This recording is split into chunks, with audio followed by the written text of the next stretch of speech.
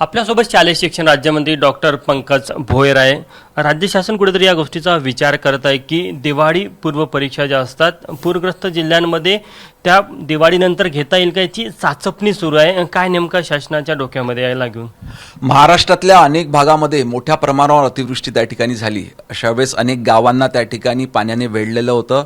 जर का काही भागामध्ये त्या ठिकाणी विद्यार्थी शाळेत पोहोचू शकले नसतील, त्यांची काही दिवस शिकवणी त्या ठिकाणी बंद राहिली असतील, वर्ग बंद राहिले असतील, तर निश्चितपणे त्या ठिकाणावरून जर का मागणी आली तर त्या परिस्थितीचा विचार करून पुढे आपण परीक्षा घेऊ त्यांच्या। अनेक जिथे पूरग्रस्त भागामध्ये शालेय विद्यार्थ्यांचे शालेय साहित्य वाहून गेलेले आहे।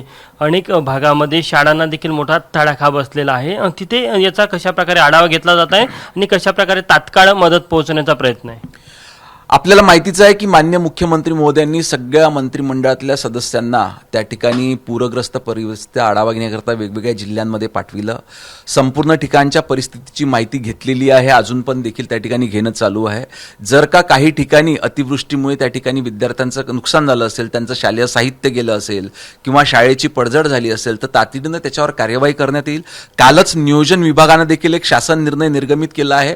त्या माध्यमातून जिल्हा नियोजन समितीच्या निधीमधून जे नुकसान अतिवृष्टीमुळे झालं ते नुकसानाची कामे करून घेण्याचा शासन निर्णय कालच निर्गमित करण्यात आलेला आहे। त्या निर्णयामध्ये नेमकं कोणत्या कामाला प्राधान्य देण्यात येणार असं म्हटलं आहे। आपण बघतो की काही ठिकाणी अतिवृष्टीमुळे काही रस्ते तुटलेले आहे, गावांचा संपर्क त्या ठिकाणी होऊ शकत नाही, त्याच्यामुळे संपर्क तुटलेल्या गावांचे रस्ते बनविणे किंवा अजून काही इमर्जन्सी व्यवस्था तिथे हवी आहे। इव्हन हवाई मार्गाने देखील जर का मदत पाठवायची तरी देखील त्याची तरतूद त्या ठिकाणी करण्यात आलेली आहे। काही ठिकाणी टंचाई आहे, त्या ठिकाणी पाणी पोहोचविण्याकरताची देखील म्हणजे दोन्ही, एक ज्या ठिकाणी टंचाई आहे त्या ठिकाणी देखील जिल्हा नियोजन समितीमधून आपण मदत करू शकणार आहोत आणि ज्या ठिकाणी अतिवृष्टी झाली त्या अतिवृष्टीमुळे निर्माण झालेल्या अडचणी दूर करण्याकरता देखील त्या ठिकाणी निधीचे प्रावधान जिल्हा नियोजन समितीच्या कामांमध्ये करण्यात आलेलं आहे। म्हणजे जी तातडीची मदत त्यासाठी कुठेही निधी कमी पडू देणार नाही शासन।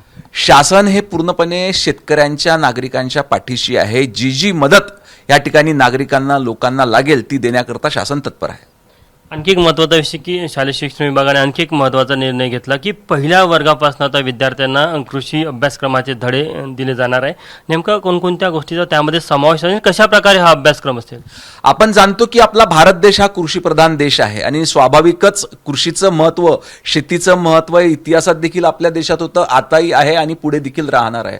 त्याच्यामुळेच किमान माहिती आपल्या नवीन पिढीला राहावी आणि त्या नवीन टेक्नॉलॉजीचा वापर आपल्या शेती क्षेत्रामध्ये आपण कसा करू शकतो याच्याकरता आपण कृषीचा समावेश, कृषी शिक्षणाचा समावेश हा शालेय शिक्षणामध्येच केलेला आहे। सोबतच माध्यमिक शिक्षणामध्ये AI तंत्रज्ञानाचा वापर करून शिक्षण आणि AI अभ्यासक्रम याचा समावेश करण्यात आलेला आहे। काळानुरूप आता सेंद्रिय शेतीचं महत्त्व त्या ठिकाणी वाढलेलं आहे। त्याच पद्धतीनं टेक्नॉलॉजीचा वापर हा नवीन पिढीच्या माध्यमातून शेती तंत्रज्ञानामध्ये झाला पाहिजे। याच्याकरता AIचं देखील AIच्या माध्यमातून किंवा AIचा उपयोग आपण शेतीकरता कसा घेऊ शकतो याच्याकरता प्रशिक्षण देण्यात येणार आहे। टप्प्याटप्प्यामध्ये आता जो पारंपरिक अभ्यासक्रम होता त्यामध्ये थोडं आधुनिकता आणण्याचा प्रयत्न सुरू आहे प्रशासनाचा। ज्या सर्वसामान्य दैनंदिन जीवनाशी निगडीत आपल्या गोष्टी असतात त्याच्याशी निगडीत नवीन अभ्यासक्रम आपण त्याचा समावेश शालेय शिक्षण विभागामध्ये देखील करतो आहे। तर होते शालेय शिक्षण राज्यमंत्री डॉक्टर पंकज भोयर। कॅमेरामॅन अतुल येडेसह तुषार कोहळे, ABP माझा, नागपूर। ABP माझा, उघडा डोळे बघा नीट।